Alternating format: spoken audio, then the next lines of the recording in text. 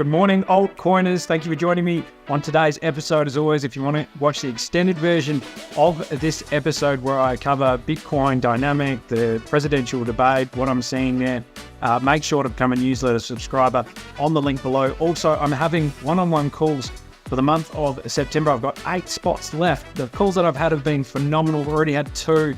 I get a lot of value out of the sessions, and I know other people joining me on those sessions do as well. I cover everything from risk management to portfolio construction, what I'm seeing in the market. Again, I have a lot of fun.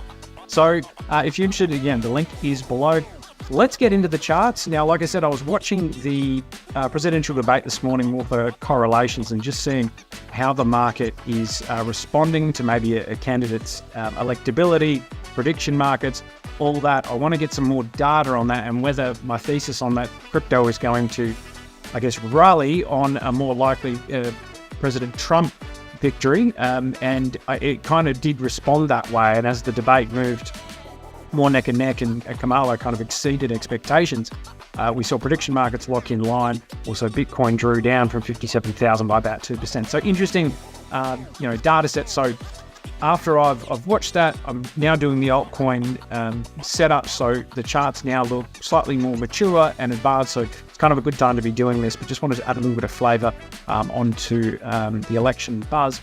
Let's go to FET. Now, the AI tokens are showing a bit of strength, which is great. So things like Render, FET, Ocean, others. What I like about Fetch here as well is broken back above the 100 moving average here. It hasn't quite shown enough yet to me to think it's just going to rally into this brand new upside trend. What it has done is created a really nice it hasn't created that higher high yet, because that would be over here. It would be a little bit higher if it created that higher high. But what it has done is created this really nice higher low. So we've started this nice new uptrend phase, and I think this is heading towards the 200-day moving average. That's if that trend starts to develop.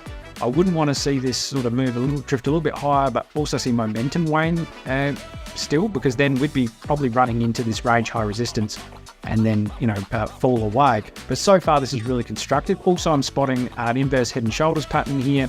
I got the left shoulder here, inverse head, right shoulder developing here, a neckline there with a neckline there as well. And maybe I've just drawn that wrong. So there was the potential for fake out to the downside, but this looks like it's breaking the upside. So a few things layering up there, which I really, really like. It is still one to watch, but, constructive that we've seen it essentially we did see it wipe out all 2024, 330 something percent gains to the upside, come all the way down to the resistance, then now support of the whole 2024 move. So it came all the way back down and did that. So that's nice in terms of finding a nice area where you're looking for support in terms of bottoming and yearly opens and whatnot.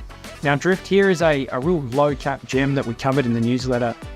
In the last couple of editions, we also did it in the Uptrade webinar if you watched that as well. So it's something we've got an eye on in terms of that real low cap gem with a lot of upside, and it ties in really nicely to the election theme that I mentioned at the beginning, because it's just released BET over the last month, which is essentially like a polymarket clone. So there's a lot of attention on it, and leading into the election, it's got a really nice narrative. So again, watching it really closely. What's really good about Drift as well, it is such a new coin that it doesn't have the baggage of a lot of prior price action. So we got a reasonably clearly defined range. It did drop below that defined area for a little while, grab some liquidity to the downside, didn't want to go much lower. In fact, it was a really nice sort of V-shape out of there. Right now though, Drift is trying to bust out of this top. We're seeing a really nice high low situation develop. We've got this second peak over here, a breakout on the RSI. The caveat is it needs to get above these points here. It needs to get above this horizontal line. Once it's above that, it's got clear skies and you just don't know where it ends up. So it's tantalizing. It's a really nice move. This could absolutely come back down, sort of test these kind of regions in here. But what I like about it here is it's almost like a ascending wedge, which has sort of fell down to the downside, grab some liquidity down here and climb back in immediately and created a higher high. That is kind of what I want to see, and this could be interpreted as a rising channel that's going to break to the upside. So For mine, that's really important. I'd also like to see on any breakout through this upside, I want to see volume come in. I want to see some spikes through this area if we break to the upside. I want to see some conclusive bars. But for me, this is a pretty good cherry ripe. It's a good setup. It's not confirmed. It's not anything like that yet, but it's just kind of identifying potentially positive moves before they happen and, positioning as a decentralized exchange. Solana, it makes a ton of sense with that election buzz. So it's something I have an eye on here, guys. Now, danger zone as well. I love getting a little bit, using XRP as my punching bag sometimes. It's just quite fun. It just doesn't move. It's just literally pumps and dumps, pumps and dumps, pumps and dumps. Look, a lot of cryptos kind of have done the same thing here, but this is extreme. We know how sentiment driven this coin is. Look at this. It's just ridiculous. Over and over and over again, just sideways chop to drive investors in this coin absolutely bonkers. So let's just dive in though and look at the technicals here.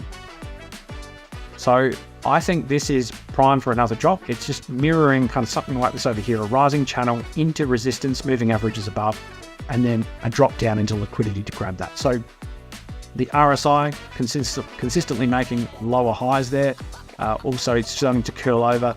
You can have a look in here as well. Running into those moving averages, we've got a bearish engulfing candle, which is taking out the moving averages in the previous few candles there. This looks like textbook where we drop down into liquidity a bit below, maybe retesting this kind of area here, grab some liquidity and maybe run back to the upside. For me, that's a pretty good looking danger zone. Yeah, again, lower highs, momentum sort of telegraphing it. Looks like it's curling over to the downside. So danger zone this week is XRP. I'm sure you can find some others as well, guys. Hope you have a wonderful day. Again, if you're interested in one-on-one calls with me, make sure to click the link below and join me on a call as soon as possible. All right, guys, have a wonderful day. Catch you next time.